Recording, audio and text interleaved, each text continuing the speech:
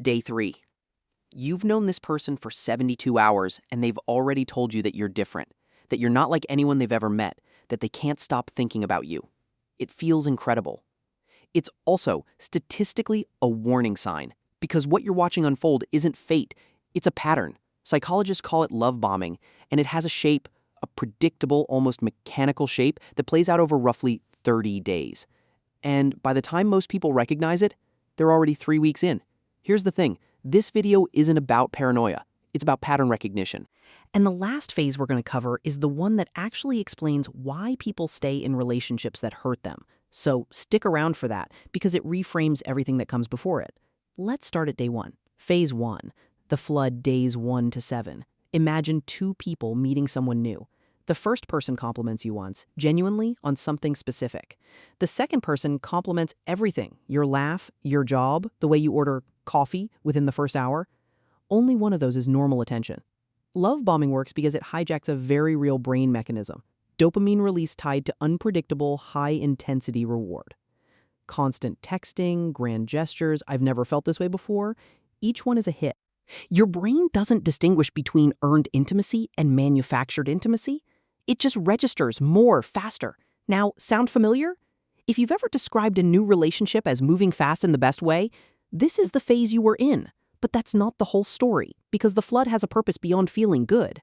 Phase 2, the merge, days 8 to 15. Here's what nobody tells you about week 2. The compliments start pulling double duty. They stop being just flattery and start becoming architecture for isolation. We don't need anyone else. I feel like I've known you my whole life. Your friends don't get us the way we get us. This is the Zeigarnik effect at work, sort of sideways. Your brain keeps circling back to unfinished, intense experiences. And a relationship that escalated this fast never gave you time to finish processing it, so you keep returning to it, thinking about it, prioritizing it. Meanwhile, the target's support network quietly, gradually gets deprioritized.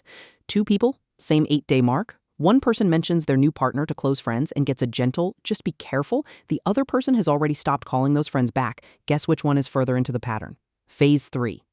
The first test, days 16 to 22. And now the part almost nobody talks about, the first small withdrawal. A text goes unanswered for 6 hours instead of 6 minutes. A plan gets canceled without much explanation. It's subtle, small enough to explain away, big enough to register. This is the pivot point. Because after 4 straight days of maximum intensity, your brain has quietly recalibrated its baseline. Reward prediction error is the technical term. Your nervous system built an expectation, and now that expectation just got violated for the first time.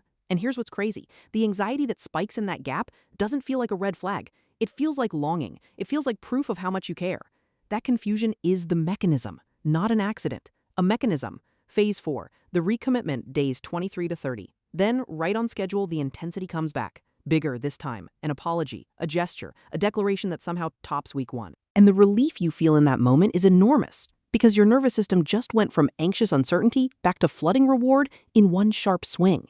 That swing is the actual hook, not the compliments from day 1, not the grand gestures.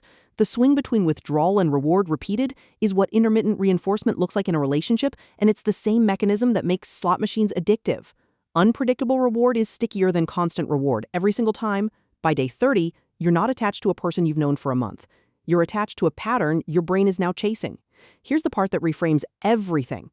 This is why just leave is such useless advice to someone in month 2 of this cycle. They're not choosing chaos. Their brain has been trained in 30 days, sometimes less, to treat unpredictability as the reward itself.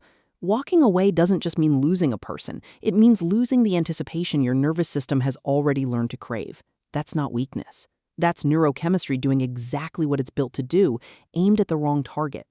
Quick recap before we close. Week 1, the flood, maximum intensity, dopamine on overdrive. Week 2, the merge, isolation dressed up as closeness. Week 3, the first withdrawal, your baseline quietly resets.